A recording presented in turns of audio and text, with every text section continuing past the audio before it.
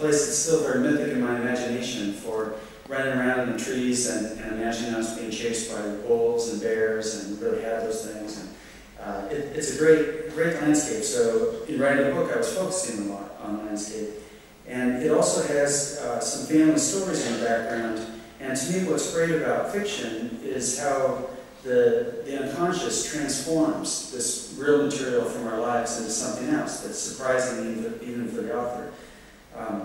So it's not a book I planned to write. My wife, Nancy, was not really probably all that pleased at first to hear that I'd written a novel about marriage. I didn't realize it was going to be a novel about marriage when I started. But as you'll see, just in the opening pages, it's pretty clearly about that. And then she would walk toward the nearest shoreline, wanting the cover of trees, the distances deceiving, elongating.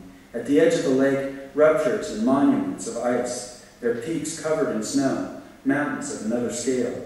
She stepped over a ridge, a giantess, slick ice beneath her boots, and then rock, large pebbles, beach. Into the trees quickly, home of winter birds, spruce grouse and willow ptarmigan, white-tailed ptarmigan. She'd seen small flocks of redpoll feed in temperatures colder than this. No trail here. She stepped over deadfall, pushed through bare patches of alder grown thick, food for ptarmigan, into the taller white trunks of birch, the evergreen Sitka spruce, tall and thin with branches bent at odd angles. And I'll stop there so I don't give away any plot. But thank you again for having me here.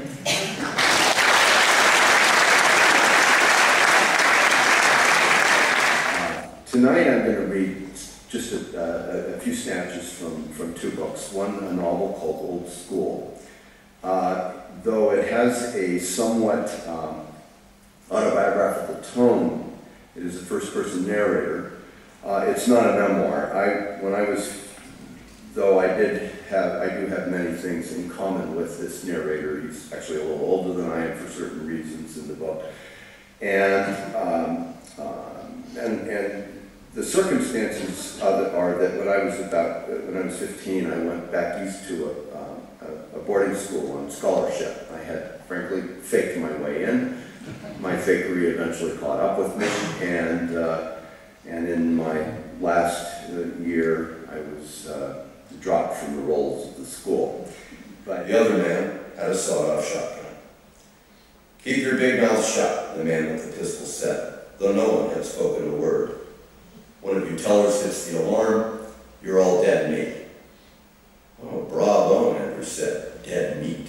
He turned to the woman in front of him. "Great script, eh? The stern, brass-knuckled poetry of the dangerous classes." She looked at him with drowning eyes. The man with the shotgun pushed the guard to his knees. He handed the shotgun to his partner and yanked the guard's wrists up behind his back and locked them together with a pair of handcuffs. I don't have very good memory.